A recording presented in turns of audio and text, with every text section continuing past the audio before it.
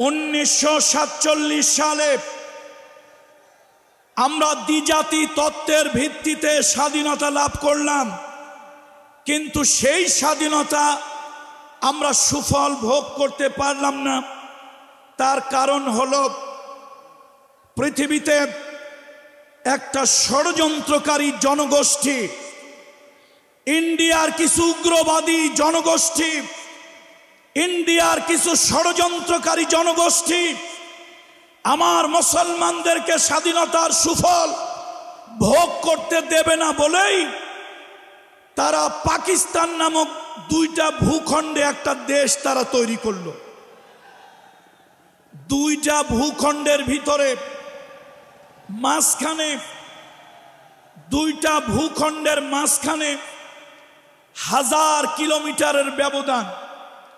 আচ্ছা আপনারাই বলেন, 1000 কিলোমিটারের ব্যবধান, মাঝখানে মই নাই, চঙ্গ নাই, রাস্তা নাই, করিডোর নাই, কোনো ধরনের টানেল নাই, তাহলে এই দুইটা দেশ কি করে একটা দেশ হয়? এটা সম্ভব নয়। এরপরে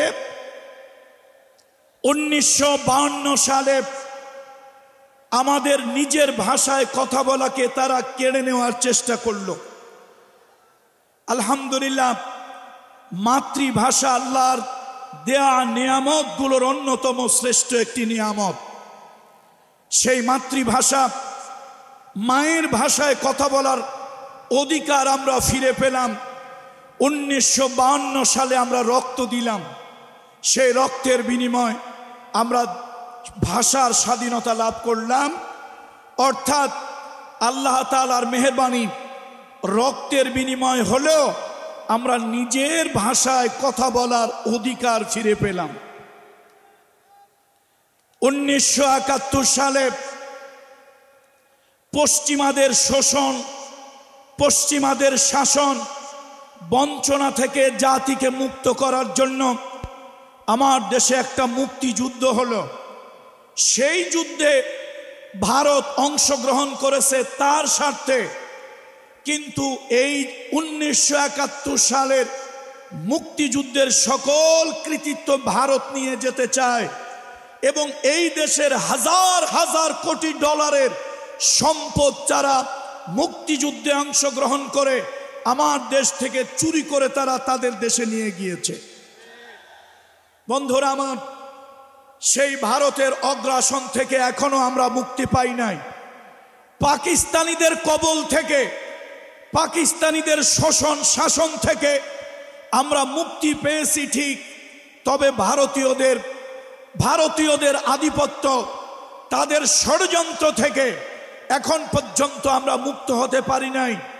আমার দেশের ভিতরে অর্থনৈতিক বৈষম্য, আমার দেশের ভিতরে পানির বৈষম্য, আমার দেশের ভিতরে চাকরির বৈষম্য, আমার দেশের ভিতরে বিডিআরের যেই হত্যাকাণ্ড, আমার দেশের সোনার টুকরা আর্মি এবং বিডিআরদেরকে ষড়যন্ত্র করে তারা হত্যা করে আমার দেশের সশস্ত্র বাহিনীকে তারা দুর্বল এবং পঙ্গু বানিয়ে দিতে চেয়েছিল। শুধু তাই নয়, তাদের পক্ষ থেকে ইন্ডিয়া একজন ঘসেটি বেগম দীর্ঘ 15.5 বছর আমার দেশের স্বৈরাচারী শাসক হিসাবে আমাদের মাথার উপর ইন্ডিয়া বসিয়ে রেখেছিল। ইন্ডিয়ার ভালোবাসার মানুষ এদেশ থেকে ধাওয়া খেয়ে মাত্র 45 মিনিটে ইন্ডিয়া পালিয়েছে, কিন্তু তাদের প্রেতাত্মা বাংলাদেশে এখনো রয়ে গেছে। গত 25 তারিখ সচিবালয়ে এই যে মিডিয়ার শত শত মিডিয়ার ক্যামেরা, এই মিডিয়ার ভাইদের মাধ্যমে, সোশ্যাল মিডিয়ার মাধ্যমে আমরা দেখতে পারলাম আমার জাতির গুরুত্বপূর্ণ একটা দুর্গ সচিবালয়, যেখানে রাষ্ট্রের গুরুত্বপূর্ণ নথিপত্র থাকে, সেই নথিপত্রগুলো পুড়িয়ে দিয়ে রাষ্ট্রকে ল্যাংড়া খোড়া বানিয়ে দেওয়ার জন্য, রাষ্ট্রের কার্যকে অকার্যকর করে দেওয়ার জন্য একই সাথে তারা 2 জায়গা আগুন দিয়েছে।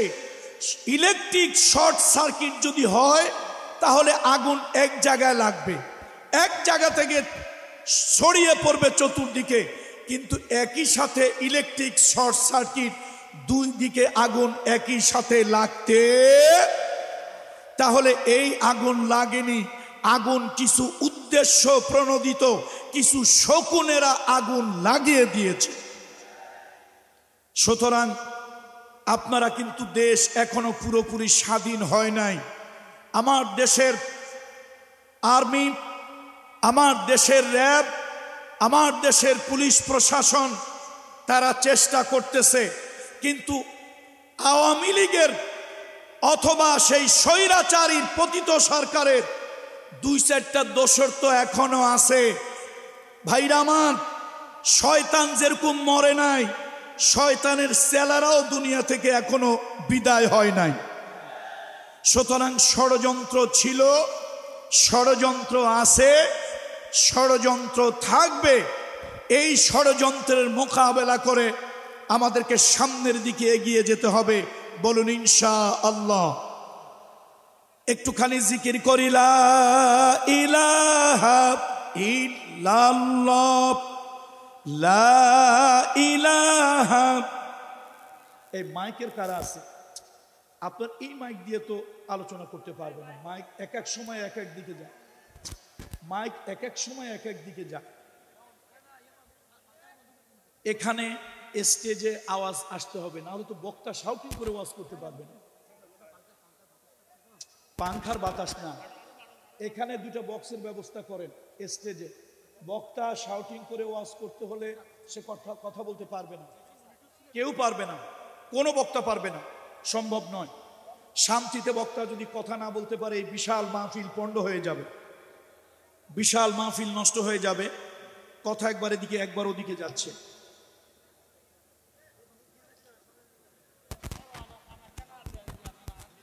দুইটা বক্সের ব্যবস্থা করতে হবে। আজহারী সাহেব কথা বলতে পারবেন না, উনি তো আর আমাদের মতো চিল্লায় কথা বলেন না। সুতরাং আজহারী সাহেবের ওয়াজ শুনতে হলে সাউন্ড বক্স দুটা স্টেজে দিতেই হবে। জি, আমি মনে করি আজহারী সাহেব আসার আগেই মাহফিলের সাউন্ড সিস্টেম ভালো হওয়া দরকার। আমরা চিল্লায় চিল্লায় কথা বলতেছি, আসলে চিল্লাইয়া মার্কেট পাওয়া যায় না। চিল্লাইয়া কি পাওয়া যায় না? মার্কেট পাওয়া যায় না। এই জন্য শান্তভাবে কথা বলতে হবে, আর শান্তশিষ্টভাবে কথা বলতে গেলে সাউন্ড সিস্টেমটা সুন্দর হতে হবে। আমি মাহফিল নেয়ামতুল্লাহ নিজামী সাহেব সহ মাহফিলের যারা সার্বিক তত্ত্বাবধানে, মাহফিলের সার্বিক দায়িত্বে যারা আছেন, সাউন্ড সিস্টেমে এই পর্যন্ত যত বক্তা কথা বলেছেন, কেউ হৃদয়ের তৃপ্তি নিয়ে কথা বলতে পারেন নাই, আমার বিশ্বাস, আমিও পারছি না। সুতরাং কথা যেন সুন্দর করে বলা যায়, আয়েশ করে বলা যায়, কথা যেন রিল্যাক্স মোডে বলা যায়, সেই ব্যবস্থাটা দয়া করে করুন। প্রয়োজনে আমাকে কোরবানি দিয়ে হলেও করুন, তারপরও পরবর্তী বক্তারা যেন কথা শুনতে পারে। কথা ঠিক কিনা বন্ধুরা? কালামুল্লাহ শরীফ থেকে তেলাওয়াত করেছি। আল্লাহ তাআলা কোরআনুল কারীমের ভিতরে ইরশাদ করেছেন, ইউরিদুনা আন ইউতফিউ নূরাল্লাহি বিআফওয়াহিহিম। আল্লাহ তাআলা বলেন, বাতিলেরা, ইসলাম বিদ্বেষী শক্তিরা তাদের মুখের ফুৎকার দিয়ে আল্লাহর দ্বীনকে তারা নিভায় দিতে চায়, আল্লাহর দ্বীনকে তারা দুনিয়া থেকে মিটায় দিতে চায়। ওয়া ইয়াবাল্লাহু ইল্লা আন ইউতিম্মা নূরাহু। আর আল্লাহ তো কেবল চান তার দ্বীন সারা দুনিয়ায় ছড়িয়ে পড়ুক। আল্লাহ চায় তার দ্বীন সারা দুনিয়ায় বিজয়ী হোক। ওয়ালাউ কারিহাল কাফিরুন। কাফেরদের কাছে যতই অপছন্দ লাগুক। হুয়াল্লাযী আরসালা রাসূলাহু। আল্লাহ তাআলা তিনি তার রাসূলকে প্রেরণ করেছেন বিল হুদা, সত্য হেদায়েত দিয়ে, অদীনিল হক, সত্য ধর্ম সহকারে, লিইউযহিরাহু আলাদ দ্বীনি কুল্লি, এই দুনিয়ায় যত বাদ মতবাদ আছে সব বাদ মতবাদের উপরে দিনকে বিজয় করার জন্য আল্লাহ তাআলা সত্য দাওয়াত, সত্য ধর্ম দিয়ে, সত্য দাওয়াত দিয়ে রাসূল সাল্লাল্লাহু আলাইহি ওয়াসাল্লামকে আল্লাহ তাআলা পাঠিয়েছেন। আর এই দিন বিজয়ী হবে ওয়ালাউ কারিহাল মুশরিকুন, যদিও তা মুশরিকদের কাছে অপছন্দ লাগে। আজকে সারা দুনিয়ায় মুসলিম মিল্লাতের ভিতরে এক নব জাগরণ আসতেছে। আমাদের নতুন জেনারেশন ইসলামের দিকে ঝুঁকে পড়তেছে। এদেশের তাগুত বাতিল শক্তি এটা কোনোভাবেই মেনে নিতে পারছে না। তামাম দুনিয়ার মুসলমানদেরকে, যুব সমাজকে দিন থেকে দূরে রাখার জন্য, দিন থেকে মাহরুম রাখার জন্য, তাদেরকে ইসলাম থেকে অন্য মতাদর্শের দিকে ঝুঁকিয়ে দেওয়ার জন্য তামাম দুনিয়ার বাতিল শক্তিগুলি নানান ধরনের চক্রান্ত, নানান ধরনের ষড়যন্ত্র তারা করতেছে।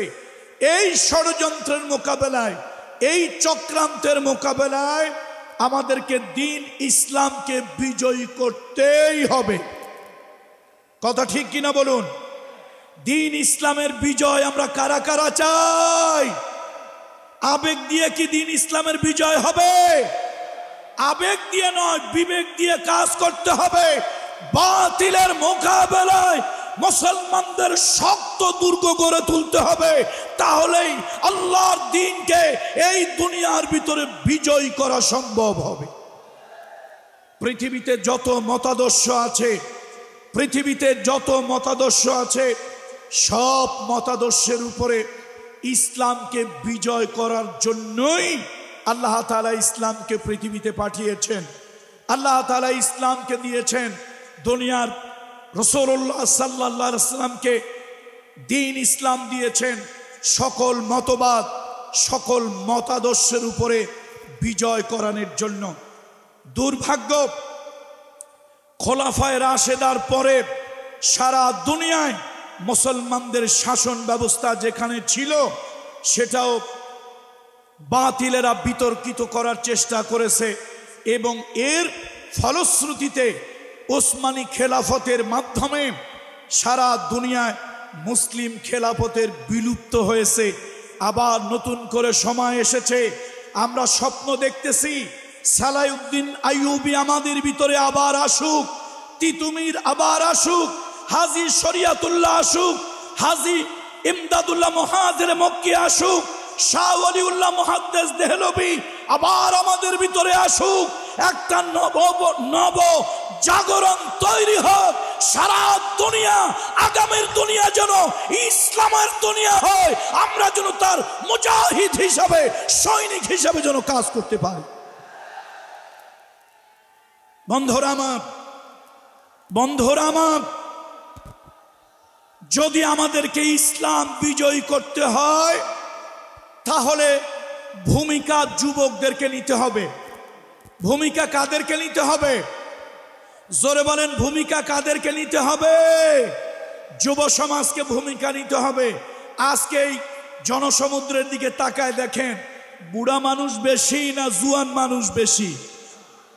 যুবক মানুষেরা বেশি। আমাদের দরকার 2024 সালের 36 জুলাই, দ্যাট মিন্স 5ই আগস্ট, জাতির প্রেক্ষাপট পরিবর্তন কারা করেছে? বুড়া মানুষ না যুবকেরা? দেখেন না, বড় বড় দলগুলি তারা দীর্ঘদিন চেষ্টা করেও কিছু পারে নাই, শেষ পর্যন্ত এই গুড়া ফোলাফাইন। কারা বলেন তো? কারা এই গুড়া ফোলাফাইন? এই গুড়া ফোলাফাইন দিয়ে আল্লাহ তাআলা জাতিকে একটা বিজয় দিয়ে দিল। এখন এই বিজয়টাকে ইসলামের দিকে নিতে হবে। আমি জানি এদেশের বামপন্থী, রামপন্থীরা, এদেশের মুসলমানের ঘরে কিছু কুলাঙ্গার সন্তান আছে যারা অন্যান্য মতবাদ সহ্য করতে পারে, কিন্তু ইসলাম সহ্য করতে পারে না। এই মুসলমানের ঘরের কুলাঙ্গার গুলোর কারণে আজকে ইসলাম পৃথিবীতে বিজয় হতে পারছে না। ইসলাম ইসলাম প্রতিষ্ঠা হওয়ার জন্য অমুসলিমেরা বড় বাধা নয়, ইসলাম প্রতিষ্ঠার জন্য মুসলমানের ঘরের কিছু সন্তান হচ্ছে সব থেকে বড় বাধা, বড় প্রতিকূলতা। সুতরাং আজকে এই মাহফিল থেকে, আজকের এই মাহফিলে যেন শোডাউন না হয়, আজকের মাহফিল যেন শুধু শোডাউন না হয়, আজকের মাহফিল যেন একটা মেসেজ, একটা বার্তা নিয়ে যেন যার যার বাড়ি ফিরে যায়। আমরা প্রত্যেকে নিজের অঙ্গনে দায়িত্বশীল। আলা কুল্লুকুম রাইন, আলা কুল্লুকুম রাইন ওয়া কুল্লুকুম মাসউলুন আন রাইয়াতিহি। তোমরা প্রত্যেকেই নিজ নিজ জায়গায় একজন দায়িত্বশীল, একজন অভিভাবক। প্রত্যেকের নিজ নিজ জায়গার অভিভাবকত্ব সম্পর্কে আল্লাহ সুবহানাহু ওয়া তাআলা কিয়ামতের আদালতে, আল্লাহর আদালতে, কিয়ামতের ময়দানে আল্লাহ তাআলা জিজ্ঞেস করবেন। সুতরাং আজকের মাহফিলে বাংলাদেশের বিভিন্ন জায়গা থেকে, বিভিন্ন প্রান্ত থেকে যেই সকল কিশোর তরুণ যুবক বন্ধুরা আসছেন, যদি দিন কায়েমের সংগ্রাম প্রয়োজন হয়, এদেশের আলেম ওলামারা কোরআনের রাজ কায়েমের জন্য আপনাদেরকে যদি আহ্বান করে, সেই আহ্বানে কারা কারা সাড়া দিতে রাজি আছেন? হাত উঁচু করে দেখায়। লিল্লাহে তাকবীর, লিল্লাহে তাকবীর। বন্ধুরা আমার, বন্ধুরা আমার, আমার দেশে বিভিন্ন ধর্মের লোক এই বাংলাদেশে আছে। এই বাংলাদেশে হিন্দু আছে, বৌদ্ধ আছে, খ্রিস্টান আছে, কিছু মাইনরিটি জনগোষ্ঠী আছে।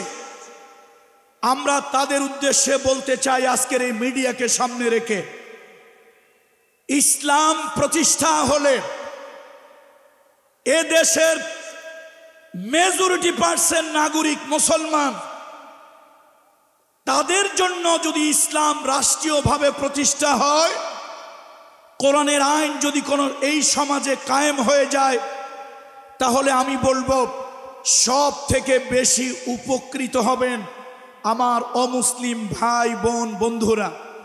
তারা সব থেকে বেশি উপকৃত হবেন, তারা নিরাপত্তা লাভ করবেন। এদেশের আলিয়া মাদ্রাসা বলেন, কওমি মাদ্রাসা বলেন, জামাত ইসলামী বলেন, হেফাজতে ইসলামী বলেন, এদেশের সংকটময় সময় অমুসলিমদের নিরাপত্তা দেওয়ার জন্য, অমুসলিম ভাই বোনদের জান মাল ইজ্জতের হেফাজতের জন্য এদেশের ইসলামী দলগুলি, এদেশের আলেম ওলামা, এদেশের আলিয়া কওমি মাদ্রাসাগুলি আগে গিয়ে এসেছে। জোর বলুন ঠিক কিনা? সুতরাং ইসলাম প্রতিষ্ঠা যদি হয়, কোরআনের রাজ যদি কায়েম হয়, অমুসলিম ভাই বোনদেরকে মিডিয়ার মাধ্যমে জানিয়ে দিতে চাই, আপনারা সব থেকে বেশি নাগরিক অধিকার ভোগ করবেন, মানবিক অধিকার ভোগ করবেন। আল মুসলিমু মান সালিমান নাস, আল মুসলিমু মান সালিমান নাস মিন লিসানিহি ওয়া ইয়াদিহি। আল্লাহ নবী বলেছেন, সেই লোকটা মুসলমান যার হাত এবং জিহ্বা থেকে অন্য মানুষ নিরাপদ থাকে। সুতরাং ইসলাম যদি এদেশে রাষ্ট্রীয়ভাবে প্রতিষ্ঠা হয়, আমার কোন হিন্দু সম্প্রদায়ের ভাই বোন, বৌদ্ধ খ্রিস্টান সম্প্রদায়ের ভাই বোন, এদেশে উপজাতীয় সম্প্রদায়ের কোন ভাই বোনেরা কোন মানুষের কথায় তারা নির্যাতিত হবেন না, হাতের দ্বারা নির্যাতিত হবেন না। রাষ্ট্রের পুলিশ, রাষ্ট্রের আর্মি, রাষ্ট্রের র্যাব, রাষ্ট্রের সশস্ত্র বাহিনী, কোরআনের রাজ যদি হয়ে যায়, তাদের রক্ত, তাদের জীবন, তাদের সম্পদ, তাদের উপাসনালয়কে তারা নিরাপত্তা দেবে, নিরাপত্তার চাদরে তারা ঘিরে রাখবে। আমরা আপনাদেরকে দয়া করতে চাই না। আজকে মিডিয়ার মাধ্যমে বাংলাদেশের নাগরিক সকল অমুসলিম ভাই বোনদেরকে বলি, আমরা আপনাদের উপরে দয়া, অনুগ্রহ, করুণা করতে চাই না। আমরা যেরকম এদেশের নাগরিক, আপনারাও এদেশের নাগরিক। আপনারা আপনাদের নাগরিক অধিকার ভোগ, যেরকম নাগরিক অধিকার আছে আপনাদের ওইরকম নাগরিক অধিকার আছে। আপনারা সে নাগরিক অধিকার ভোগ করবেন। সুতরাং আসুন, আমাদের ভয় কোথায় জানেন? ইব্রাহিম খলিলুল্লাহ তাকে আগুনে পোড়ায় মারার জন্য নমরুদ আগুনের গর্ত খুঁজল। সেই গর্তের ভিতরে ইব্রাহিম খলিলুল্লাহকে জ্বালিয়ে পুড়িয়ে মারবে। আচ্ছা, ইব্রাহিম খলিলুল্লাহ মানুষ কয়জন? পুরো জনতা বলেন, মানুষ কয়জন? একজন ইব্রাহিম খলিলুল্লাহকে আগুনে পোড়াইতে বেশি আগুনের দরকার হয় না, কিন্তু বেওকুফ নমরুদ, নির্বোধ নমরুদ, একটা অথর্ব রাষ্ট্রনায়ক নমরুদ, সে এত আগুন জ্বালিয়েছে, হাজার ইব্রাহিমকে পোড়ানো যায় এত আগুন জ্বালিয়েছে। আগুনের তীব্রতায় কয়েক কিলোমিটার এরিয়ার ভিতরে সব ঝলসে গেছে। আগুন যখন দাউ দাউ করে জ্বলছে, তফসিরের ভিতরে আসছে কয়েক ক্রোশ এলাকার ভিতরে আগুনের তীব্রতায় যখন প্রবেশ করা যাচ্ছে না, তখন ছোট্ট একটা প্রাণী এসে আগুনে ফু দিতেছে। তার নাম হলো লফিনী, তার নাম হলো কাকলাস, তার নাম হলো কাল্লাস, তার নাম হলো কালিশ। এই কালিশ, এই কাকলাস, এই লফিনী হাজার হাজার মানুষ পোড়ায় মারা যায়। এই তীব্র আগুনে কেউ সে ফু দিয়া আরো তীব্র বানাতে চাচ্ছে। এই লক্ষ জনতার কাছে আমার প্রশ্ন বিবেকের কাছে, আচ্ছা বলেন তো, একটা, 10টা, 1000, 1 লক্ষ, 1 কোটি কালিশ, কাকলাস, লফিনী যদি ফু দেয়, তাহলে আগুনের ছাতার মাথা কিছু টের পাবে? 1 ইঞ্চি আগুন বাড়বে? 1 জাররা আগুন বাড়বে না। কিন্তু এই লফিনী ফু দিয়েছে নমরুদের পক্ষে, ইব্রাহিম খলিলুল্লাহর বিপক্ষে, আল্লাহর পয়গম্বরের বিপক্ষে, সত্যের বিপক্ষে, আর জালিম স্বৈরাচারী নমরুদের পক্ষে। পক্ষান্তরে একটা নিরীহ একটা প্রাণী নাম হলো ব্যাঙ। এই ব্যাঙ এসে প্রস্রাব করে দিয়েছিল। আচ্ছা, আপনাদের কাছে আমার প্রশ্ন, একটা ব্যাঙের প্রস্রাব কটুক ভাই? কয় কেজি, কয় মন? একটা ব্যাঙের প্রস্রাব জাররা পরিমাণে হবে, সামান্যতম হবে। সেই 1 ফোঁটা প্রস্রাব, 1 জাররা প্রস্রাব ব্যাঙ প্রস্রাব করেছিল এই আশা, এই নিয়াত যে ইব্রাহিম খলিলুল্লাহর জন্য জ্বালানো আগুন নিভে যাক, আগুনের তীব্রতা কমে যাক। হাজার লক্ষ কোটি ব্যাঙ এক জায়গা হয়ে প্রস্রাব করলেও আগুনের কোনো আপনার উপকার হবে না, আগুন নিভবে না। কিন্তু ব্যাঙ সে ইব্রাহিম খলিলুল্লাহর পক্ষে নমরুদের বিপক্ষে ভূমিকা নিয়ে আগুনের দিকে প্রস্রাব করেছিল। আজকে দুঃখ লাগে, মুসলমানের ঘরে বিভিন্ন রাজনৈতিক দলের নামে এরকম কাল্লাসের মতো, কাকলাসের মতো, লফিনীর মতো, কালিশের মতো কিছু কুলাঙ্গার সন্তান মুসলমানের ঘরে আছে, যারা ফু দিয়া ইব্রাহিমের আগুন বাড়িয়ে দিতে চায়। জোরে বলুন ঠিক কিনা? সুতরাং দিন কায়েমের কথা যখনই আসে, কোরআনের বিধান কায়েমের কথা যখনই আসে, এ জাতিকে যখন ইসলাম বিজয়ের কথা যখনই আসে, মুসলমানের ঘরের এরকম কুলাঙ্গারেরা, 2-1টা কুলাঙ্গারেরা তখন বাধা হয়ে দাঁড়ায়, তখন তারা প্রতিবন্ধকতা হয়, তারা নানান ধরনের অজুহাত খোঁজে। এই মাঠে আমি বলেছিলাম ইমানদারের হাত কয়টা ভাই? ইমানদারের হাত কয়টা? 2টা, ডান হাত, বাম হাত। মুনাফিকের হাত হলো 3টা, ডান হাত, বাম হাত। সব কথার মাঝখানে ঢুকায় দেয় 1 হাত, তার নাম অজুহাত। সুতরাং এই সমাজে এই মুনাফিক মার্কা কিছু তথাকথিত নামধারী মুসলমান আছে। দিন প্রতিষ্ঠার কথা হলেই তারা বাম হাত ঢুকায় দেয়, অজুহাত ঢুকায় দেয়, নানান ধরনের কথা বলে। সুতরাং আমি আজকের এই পেকুয়ার মাহফিলের মাধ্যমে আমি বলবো, আবেগ দিয়ে আর কাজ হবে না। এ জাতিকে শান্তি দিতে হলে, চোরের হাত থেকে রক্ষা করতে হলে, ডাকাতের হাত থেকে জাতিকে রক্ষা করতে হলে, এদেশে অর্থ পাচারকারীদের হাত থেকে জাতিকে মুক্ত করতে হলে, হিন্দু বৌদ্ধ খ্রিস্টান মুসলমানদেরকে শান্তি নিরাপত্তা দিতে হলে আল্লাহর কোরআনের আইন ইসলামের বিধান ছাড়া অন্য আর কোন রাস্তা নাই। জোরে বলেন ঠিক কিনা? সুতরাং আমরা এই জাতির নিরাপত্তা চাই, শান্তি চাই, কল্যাণ চাই। দেখেন না, চোরেরা পাচার করবি তো কর, লক্ষ কোটি কোটি টাকা বিদেশে এক এক চোর পাচার করেছে, হাজার হাজার কোটি টাকা, হাজার হাজার কোটি টাকা। কোরআনের শাসন যদি থাকতো, এই চোরেরা কি এত টাকা পাচার করতে পারতো? এত টাকা পাচার করা সম্ভব হতো? এত টাকা পাচার করা সম্ভব হতো না, এত টাকা পাচার করা সম্ভব হতো না। কোরআনের বিধান না থাকার কারণে, হকের বিধান না থাকার কারণে, সত্য প্রতিষ্ঠা না থাকার কারণে এই জালিমেরা দেশের মানুষের অধিকার নিয়ে ছিনিমিনি খেলতে সাহস পায়। আমার কথা হলো, কোরআনের আইন চলবে।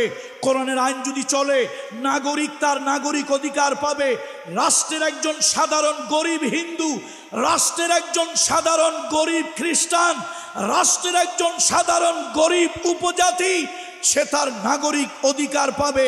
তার কারণ হলো, কোরআনের আইন যদি প্রতিষ্ঠা হয়, কোরআনের রাজ যদি প্রতিষ্ঠা হয়, কোরআন জানিয়েছে ওয়া আকসিতু ইন্নাল্লাহা ইউহিব্বুল মুকসিতিন, ওয়া আকসিতু ইন্নাল্লাহা ইউহিব্বুল মুকসিতিন। সুবিচার করো, সুবিচার করো, ন্যায় বিচার করো, ইনসাফ করো। আল্লাহ তাআলা সুবিচারকে, ন্যায় বিচারকে, ইনসাফকে পছন্দ করেন। আল্লাহ তাআলা সুবিচার, নাগরিক তার নাগরিক অধিকার পাবে না যখন তার দেশের ভিতরে সুবিচার না থাকবে। বন্ধুরা আমার, দলীয়করণ, আত্মীয়করণ ইসলামে নাই। মুহাম্মদুর রাসূলুল্লাহ সাল্লাল্লাহু আলাইহি সাল্লাম মদিনায় একটা রাষ্ট্র প্রতিষ্ঠা করলেন, রাষ্ট্র প্রতিষ্ঠা করলেন। আল্লাহর হাবিবের একজন সাহাবী নবীজির কাছে এসে বলল, ইয়া রাসূলুল্লাহ, আপনি মদিনায় রাষ্ট্র, ইসলামী রাষ্ট্র প্রতিষ্ঠা করেছেন, এই রাষ্ট্রে আমাকে একটা চাকরি প্রদান করুন। আল্লাহ রসুল ফাদরাবা আলা মানকিবি, নবীজি তার ঘাড়ের উপরে থাপ্পড় মারলেন। আর নবীজি রাগ হয়ে বললেন, ইন্নাহা লা আমানাতুন, শোনো, এটা একটা আমানত। রাষ্ট্রের চাকরি, রাষ্ট্রের চাকরি, রাষ্ট্রের দায়িত্ব একটা আমানত। এই আমানত যার তার কাছে দেওয়া যায় না, যেই সেই ব্যক্তির কাছে রাষ্ট্রের আমানত দেওয়া যায় না। আজকে দুর্ভাগ্য, রাষ্ট্র যখন যারা চালান, তারা দলীয়করণ, আত্মীয়করণ, স্বজন প্রীতি এমন ভাবে করে যে রাষ্ট্রের বড় বড় গুরুত্বপূর্ণ পদের ভিতরে কিছু অযোগ্য, অথর্ব, অকর্মণ্য কিছু লোকজন রাষ্ট্রের উঁচু উঁচু পদে, তারা সব পদগুলি দখল করে নেয়। বন্ধুরা আমার, রাসূলুল্লাহ সাল্লাল্লাহু আলাইহি ওয়াসাল্লাম আল্লাহ নবীর কাছে, নবীজি যখন মদিনা ইসলামী স্টেট প্রতিষ্ঠা করলেন, একটা কল্যাণময় রাষ্ট্রের ভিত্তি যখন স্থাপন করলেন, তখন রাসূলুল্লাহর কাছে যেই সাহাবীরা চাকরি চেয়েছিল, আল্লাহ নবীর কাছে যারা চাকরি চেয়েছিল, রাসূলুল্লাহ তাদেরকে সবাইকে যোগ্য মনে করেন নাই, চাকরি দেন নাই। আল্লাহ নবী বলেছেন, শোনো, কিয়ামতের ময়দানে রাষ্ট্রের এই দায়িত্বটা যদি ঠিকভাবে আদায় করতে না পারো, আল্লাহর আদালতে খেয়ানতকারী হিসাবে, কিয়ামতে বিচার দিবসে খেয়ানতকারী হিসাবে উঠবে। আর রাষ্ট্রের গুরুত্বপূর্ণ দায়িত্ব পেয়ে যারা জনগণের দায়িত্ব ঠিকমতো আদায় করবে না, রাষ্ট্রের দায়িত্ব, ডিউটি ঠিকমতো পালন করবে না, এই লোকগুলোকে কিয়ামতের দিন গাদ্দার বলা হবে। লিকুল্লি গাদ্দারুন লিয়াউন, প্রত্যেক গাদ্দারের জন্য একটা পতাকা থাকবে। আর এই পতাকাগুলি, আমি বলি না, রহমতের নবী মুহাম্মদ রাসূলুল্লাহ বলেছেন, কিয়ামতের ময়দানে রাষ্ট্রের চাকরি করে জনগণের অধিকার যারা আদায় করবে না, বিশেষ দলীয় এজেন্ডা বাস্তবায়নের জন্য জনগণের উপরে নির্যাতনের স্টিম রুলার চালাবে, রাষ্ট্রের সম্পদ যারা তসরুপ করবে, রাষ্ট্রের সম্পদ যারা চুরি করবে, আমি বলি না, রহমতের নবীর হাদিস, কিয়ামতের দিন এদেরকে গাদ্দার বলা হবে। কি বলা হবে বলেন? আওয়াজ দিয়ে বলেন, কি বলা হবে? গাদ্দার বলা হবে। বলেন কি বলা হবে? গাদ্দার বলা হবে। লিকুল্লি গাদ্দারিন লেওয়াউন, প্রত্যেক গাদ্দারের জন্য একটা পতাকা থাকবে। আর লোকেরা দাঁড়িয়ে দাঁড়িয়ে দূর থেকে বলবে হাদা গাদ্দারুন ফুলানুন, হাদা গাদ্দারুন ফুলানুন, এ হলো অমুক গাদ্দার, অমুক গাদ্দারের পতাকা। এই সব গাদ্দারগুলি, আপনি রাষ্ট্রের এমপি হন, রাষ্ট্রের মন্ত্রী হন, রাষ্ট্রের ডিসি হন, রাষ্ট্রের ওসি হন, রাষ্ট্রের এসপি হন, রাষ্ট্রের যে কোনো দায়িত্বে আপনি আসেন, সে দায়িত্ব আপনার উপরে আমানত, সে দায়িত্ব আপনার উপরে আমানত। আল্লাহ দয়া করে দিয়েছে জনগণের সেবা করার জন্য। আপনি যদি আদালতের বিচারক হন, আপনার বাহিরের চর্মচোখ অন্ধ থাকবে, আপনার অন্তরের চোখ খুব প্রখর থাকবে। সে অন্তরের দৃষ্টি দিয়ে আপনি দেখবেন, অন্তরের দৃষ্টি দিয়ে দেখে আপনি বিচার করবেন। আপনি বাহ্যিক চোখ দিয়ে দেখবেন না, কে কালো কে ফর্সা এইটা দেখবেন না, কে আপন কে পর এইটা দেখবেন না। আপনি যখন রাষ্ট্রের বিচারক হবেন, আপনার চর্মচোখ অন্ধ থাকবে, অন্তর্দৃষ্টি প্রখর থাকবে, এবং সেই অন্তর্দৃষ্টি দিয়ে দেখে এরপরে আপনি বিচার ফয়সালা করবেন। সুতরাং আসুন, আমরা একটা কল্যাণময় রাষ্ট্র চাই, আমরা একটা কল্যাণময় রাষ্ট্র চাই। এই জেনারেশন নতুন যারা দেশ স্বাধীন করলো তাদেরকে কি বলা হয়? তাদেরকে কি বলা হয়? জেন জি নাকি জেনারেশন জি? এই জেন জি জেড, তাদেরকে আমি বলি, আপনারা তো দেশ স্বাধীনের জন্য 1000-এর উপরে নতুন প্রজন্ম আপনারা জীবন দিয়েছেন। 1 লক্ষ যারা চোখ হারিয়েছে, পা হারিয়েছে, আহত হয়েছে, মারাত্মকভাবে আহত হয়েছে, এই জনগোষ্ঠীকে আমি বলবো, জনতাকে বলবো, দুনিয়ার জন্য আপনারা রক্ত দিলেন, জীবন দিলেন। আসুন, সত্য প্রতিষ্ঠার জন্য, ন্যায় প্রতিষ্ঠার জন্য, ইনসাফ প্রতিষ্ঠার জন্য, হক প্রতিষ্ঠার জন্য, কল্যাণময় রাষ্ট্র গঠন করার জন্য, যেই রাষ্ট্রে গরিব আর ধনীর ব্যবধান থাকবে না, যেই রাষ্ট্রে হিন্দু বৌদ্ধ খ্রিস্টান মুসলমান কোনো ব্যক্তি নাগরিক হিসাবে তার ধর্মীয় বিবেচনায় সে বিবেচিত হবে না, সে মানুষ হিসাবে বিবেচিত হবে, নাগরিক হিসাবে বিবেচিত হবে, এমন একটা কল্যাণময় ইসলামী রাষ্ট্র করার জন্য আবার যদি আন্দোলন করা লাগে, আবার যদি লাঠি ধরা লাগে, আবার যদি মাঠে নামা লাগে, সত্যের জন্য, হকের জন্য, দিন বিজয়ের জন্য, ইসলামী খেলাফত, ইসলামী রাষ্ট্র প্রতিষ্ঠার জন্য, হিন্দু বৌদ্ধ খ্রিস্টান মুসলমান সকল নাগরিকের মানবিক নাগরিক অধিকার ফিরিয়ে দেওয়ার জন্য কারা কারা জিহাদে শরীক হতে রাজি আছে? হাত উঁচু করে রাখুন, হাত উঁচু করে রাখুন, সিংহের মতো গর্জে উঠুন, লিল্লাহে তাকবীর, লিল্লাহে তাকবীর। কোরআন সুন্নাহর আলো, কোরআন সুন্নাহর আলো, কোরআন সুন্নাহর আলো। হাত নামাই, আগামী দিন হবে, আগামী শতাব্দী হবে, আগামী দশক হবে ইসলামের। সেই প্রত্যাশায় আমরা প্রত্যেকেই দায়িত্বশীল ভূমিকা নিয়ে এই পেকুয়া থেকে আমরা বিদায় হব, পেকুয়া থেকে আমরা বিদায় হব প্রত্যেকে দায়িত্বশীল ভূমিকা নিয়ে, অর্থাৎ নিজ নিজ জায়গায় আমরা সন্ত্রাস করব না, কাউকে সন্ত্রাস করতে দেব না। আমরা মাদক গ্রহণ করব না, কাউকে মাদক গ্রহণ করতে দেব না। আমরা সাদাবাজি করব না, কাউকে সাদাবাজি করতে। এক স্বৈরাচারকে বিদায় করছি, এক স্বৈরাচারকে বিদায় করছি। এখন আবার 2-1 লোক দেশের প্রভু প্রভু ভাব দেখাইতেছে। 2-1 লোক বিভিন্ন এলাকায় প্রভু প্রভু ভাব দেখাইতেছে। এইরকম যদি এলাকায় দেখেন, তাহলে একটা কিতাব হাদিয়া দেবেন, কিতাবটার নাম হলো কিতাবুল ফিদা। এই ঔষধের উপরে বড় ঔষধ নাই। আমরা 15 বছরের ডিক্টেটর স্বৈরাচারীকে হটিয়েছি, মামু বাড়ি দিল্লি পাঠিয়ে দিয়েছি। এই দেশে সবাই আমরা ভাই ভাই, সবাই আমরা বন্ধু, সবাই আমরা নাগরিক। কেউ যদি জাতির উপরে প্রভু প্রভু ভাব দেখায়, ওদেরকে ঠ্যাঙ্গাইয়া 15 মিনিটের ভিতরে বঙ্গোপসাগরে পাঠাবো ইনশাআল্লাহ।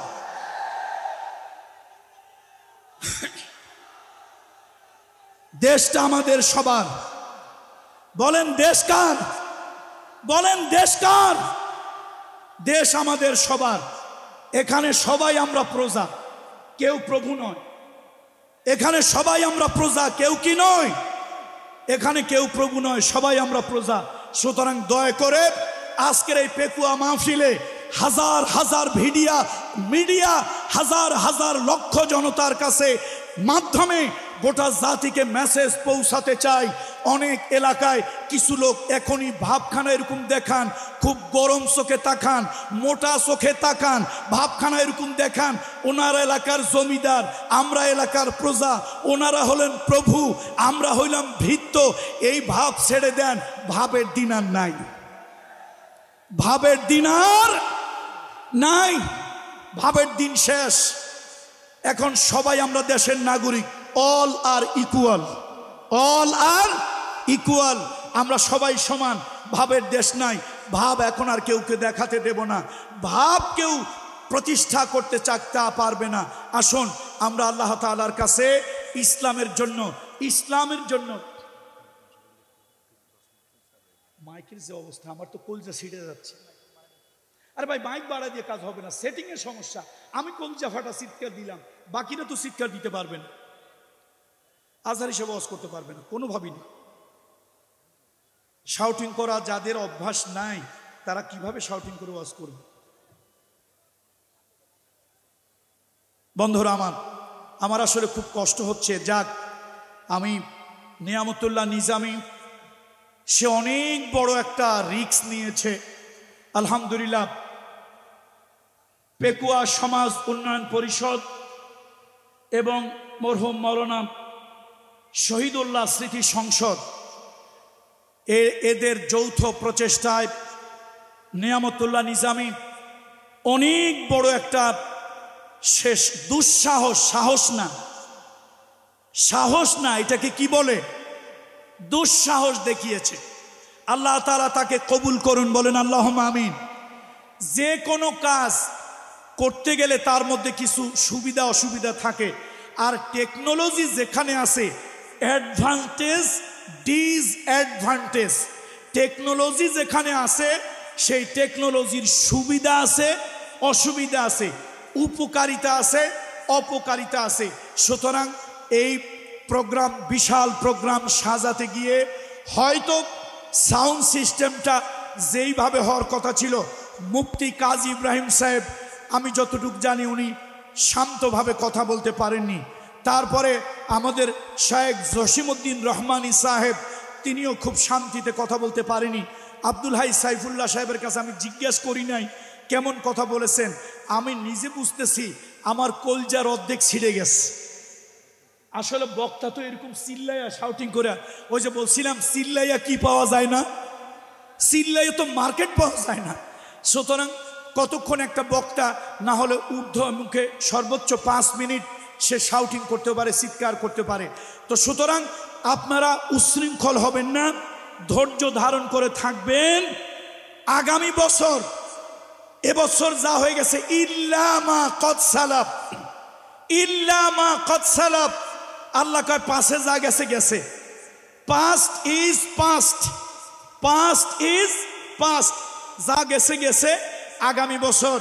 আগামী বছর এই পেকুয়া সমাজ উন্নয়ন পরিষদ এবং মরহুম মাওলানা শহীদুল্লাহ স্মৃতি সংসদ আগামী বছর যদি এই জনতার মিলন মেলা তারা যদি করে, তাহলে তারা সাউন্ড সিস্টেমের ব্যাপারে আরও তারা সতর্ক হবেন। আরও দক্ষ ব্যক্তি দিয়ে, সাউন্ড ভালো, মাইক ভালো, কিন্তু সেটিংয়ের সমস্যা তাদের হয়েছে। এই সাউন্ড সিস্টেমটা যথাযথ সেটিং না হওয়ার কারণে, যার কারণে কোনো বক্তাই মনের তৃপ্তি, মানসিক শান্তি নিয়ে কেউ কথা বলতে পারছে না। আর শ্রোতারাও যদি মনের শান্তি নিয়ে কথা না শোনে, তাহলে তাদের মধ্যে কথাগুলি দিলের ভিতরে আসর হয় না, তাসির হয় না।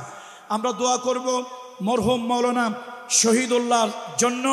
তিনি ইন্তেকাল করেছেন, আল্লাহ তাআলা হঠাৎ তাকে ডেকে নিয়েছেন। একেবারে তরতাজা মানুষ, আমার সাথে আমি এসেছিলাম, আমাকে তিনি মেহমানদারি করিয়েছেন, আমার সাথে অনেক গল্প করেছেন, কিন্তু সেই তরতাজা মানুষটা হঠাৎ আল্লাহ তাআলার ইচ্ছা। ইযা জাআ আজালুহুম লা ইস্তাখিরুনা সাআতাও ওয়া লা ইস্তাকদিমুন। আল্লাহ যখন কারো মৃত্যুর জন্য সময় নির্ধারণ করে রাখে, এক মুহূর্ত আগেও হয় না, এক মুহূর্ত পরেও হয় না, এক সেকেন্ড আগেও হবে না, এক সেকেন্ড পরেও হবে না। মানুষের জীবনের একটা বাস্তব সত্য হলো কুল্লু নাফসিন যায়িকাতুল মাউত। মৃত্যু হচ্ছে মানুষের জীবনের বাস্তব সত্য। মৃত্যু হচ্ছে মানুষের জীবনের ইউনিভার্সাল ট্রুথ। এই দুনিয়ায় টাকা পয়সা, বাড়ি গাড়ি, ধন দৌলতের মালিক হওয়া, ক্ষমতার মালিক হওয়া, এটাই দুনিয়ার সফলতা নয়। আল্লাহ তাআলা বলেন ফামান যুহজিহা আনিন নার ওয়া উদখিলাল জান্নাহ ফাকাদ ফাজা ওয়া মাল হায়াতুদ দুনিয়া ইল্লা মাতাউল গুরুর। আল্লাহ তাআলা বলেন মৃত্যুর পরে কিয়ামতের দিন মানুষের ভালো মন্দের প্রতিদান দেওয়া হবে। মৃত্যুর পরে কিয়ামতের দিন মানুষের ভালো মন্দের প্রতিদান দেওয়া হবে। যারা নাকি ভালো করবে, অথবা আল্লাহ তাআলা যাদেরকে জাহান্নাম থেকে পরিত্রাণ দিয়ে আল্লাহ তাআলা যাদেরকে জান্নাতমুখী করবেন, এবং আল্লাহ তাআলা যাদেরকে জাহান্নাম থেকে বাঁচিয়ে জান্নাত দান করবেন, ফাকাদ ফাজা, ওই মানুষগুলোই হলো প্রকৃত সফল। সুতরাং আখেরাতের জীবনের সফলতাই হলো আসল সফলতা। আখেরাতের জীবনের সফলতাই হলো মূল সফলতা। আখেরাতের জীবনের ব্যর্থতাই হলো জীবনের বড় ব্যর্থতা। যারা নাকি বামপন্থী, যারা নাকি নাস্তিক, তাদের কাছে দুনিয়াটা আসল, আর যারা ইমানদার মুমিন তাদের কাছে আখেরাতটাই আসল। কথা ঠিক কিনা? যারা বামপন্থী, যারা নাস্তিক, তাদের কথা হলো এই বেলা ভাই মদ খেয়ে নাও, কাল নিশীতের ভরসা কই, চাঁদনি জাগিবে যুগ যুগ ধরে, আমরা তো আর রব না সই, দুনিয়া কো মজা লেলো দুনিয়া তোমারি হ্যায়। এই দুনিয়ার মজা নাও, এই দুনিয়ার আনন্দ নাও। সুতরাং যা ইচ্ছা তাই করো, ফুর্তি করো, আনন্দ করো, যা মনে লয় তাই খাও, যেখানে ইচ্ছা সেখানে যাও। এটা হলো যারা নাকি ভোগবাদী, দুনিয়াবাদী। আর যারা পরকালীন চিন্তা, পরকালের ভাবনা, আখেরাতের ভাবনা, আখেরাতের চিন্তা যাদের, তারা মনে করে এই দুনিয়াটাই আমার সব কিছু নয়, এই দুনিয়াটাই আমার সব কিছু নয়, দুনিয়াটা হলো আখেরাতের শুরু, দুনিয়াটা হলো পরকালের শুরু। সুতরাং সে আখেরাতের জন্য সব কিছু করে। ইন্না সলাতি ওয়া নুসুকি ওয়া মাহইয়ায়া ওয়া মামাতি লিল্লাহি রাব্বিল আলামিন। যারা নাকি আসলে আল্লাহ বিশ্বাসী, পরকালের চেতনায় বিশ্বাসী, তাদের নামাজ, তাদের রোজা, তাদের হজ, তাদের যাকাত, তাদের আন্দোলন, তাদের সংগঠন, তাদের রাজনীতি, তাদের মিছিল, তাদের মিটিং, সব কিছু আল্লাহর জন্য হয়, পরকালকে কেন্দ্র করে, পরকালকে চিন্তা করে হয়। সুতরাং আমরা পরকালীন চিন্তা চেতনায় বিশ্বাসী। বলুন আমরা কোন চিন্তা চেতনায় বিশ্বাসী? আওয়াজ দিয়ে বলুন আমরা কোন চিন্তা চেতনায় বিশ্বাসী? আমরা পরকালীন চিন্তা চেতনায় বিশ্বাসী। সুতরাং আমাদের লক্ষ্য হলো পরকাল, টার্গেট হলো পরকাল। আর দুনিয়াও মাজরাতুল আখিরা, আর দুনিয়াও মাজরাতুল আখিরা। আখেরাতের ক্ষেত হলো দুনিয়া। আমরা এই দুনিয়ায় যা কিছু করব আখেরাতের জন্যই করব, রাজনীতি করব আখেরাতের জন্য করব, আন্দোলন করব আখেরাতের জন্য করব, মারপিট করব আখেরাতের জন্য করব, মৃত্যুবরণ করা লাগলে আখেরাতের জন্য মরব, বাঁচতে হলে আখেরাতের জন্য বাঁচব, অন্যায় সহ্য করতে হলে আখেরাতের জন্য সহ্য করতে হবে, জালিমের কণ্ঠ চেপে ধরতে হলে আখেরাতের জন্য ধরব। কথা ঠিক কিনা বলেন? সুতরাং আমাদের যা কিছু আখেরাত কেন্দ্রিক, আমাদের যা কিছু পরকাল কেন্দ্রিক। আমরা এই দুনিয়ার জন্যই সব কিছু করি না। আমরা কি দুনিয়ার জন্য সব কিছু করি? আমাদের সব কিছু আখেরাতমুখী হওয়া দরকার, আখেরাতের চিন্তাই হওয়া দরকার। আল্লাহ তাআলা সেই তৌফিক দান করুন। বলেন আল্লাহুম্মা আমিন, আল্লাহুম্মা আমিন। সব হইয়েন, তবে সালমান এফ রহমানের মতো প্রতারক হইয়েন না। দেখছেন বেটার মুখে কি সুন্দর দাড়ি, মানুষ 1 নম্বর 2 নম্বর 6 নম্বর যাই হোক, রাসূলুল্লাহর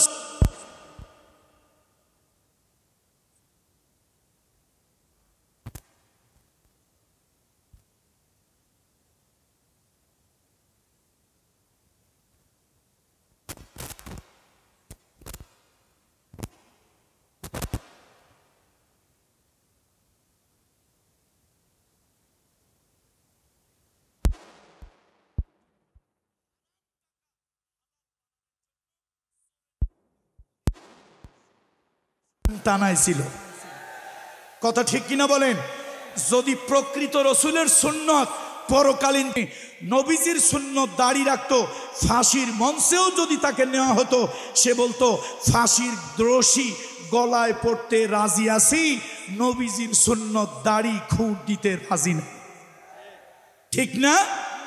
অথচ অবৈধ পয়সা বৈধ করে দেশ ছেড়ে পালানোর জন্য কি করছে বাটপারে? কি করছে? আরে কথা কয় না, বাটপারে কি করছে? কি সুন্দর বার্নিশ করছে না? মাশাআল্লাহ। আমার শিল্পী বলতেছে বার্নিশ করছে। তো আল্লাহ তাআলা এই জাতীয় বাটপারি করার নয়, আমাদেরকে যা কিছু করি প্রকৃত অর্থে পরকাল কেন্দ্রিক করার তৌফিক দান করুন। আমি আর কথা বাড়াবো না, বক্তা আসছে, আমি আর কথা বাড়াতে চাচ্ছি না। আমি দোয়া করছি মরহুম মাওলানা শহীদুল্লাহ সাহেবের জন্য, দোয়া করছি আমার স্নেহের শিল্পী নিয়ামতুল্লাহ নিজামীর জন্য। মাহফিলটা হওয়ার আগে তার ব্যাপারে অনেক নেগেটিভ কথাবার্তা অনেকে বলেছে। ভাই, মাঠে কাজ করতে নামলে ভুল ভ্রান্তি হতেই পারে। কাজ যারা করে না তার কোনো ভুল আছে? কাজ যারা করে না তার কি ভুল হয়? কাজ করতে গেলে ভুল হইতেই পারে। আর একটা ব্যক্তি, সে শয়তানও না ফেরেশতাও না, যে সে ভুলের ঊর্ধ্বে, ভুল তো হতেই পারে, কিন্তু সে টাইম টু টাইম আমার কাছে অনেক পরামর্শ, আমার কাছে তার বাবা বেঁচে থাকতেও আমাকে সে শ্রদ্ধা করেছে, বাবার মতো সম্মান করেছে, ইজ্জত করেছে। বিভিন্ন সময় বিভিন্ন তার ব্যবসা, বিভিন্ন বিষয় সে আমার সাথে পরামর্শ করে।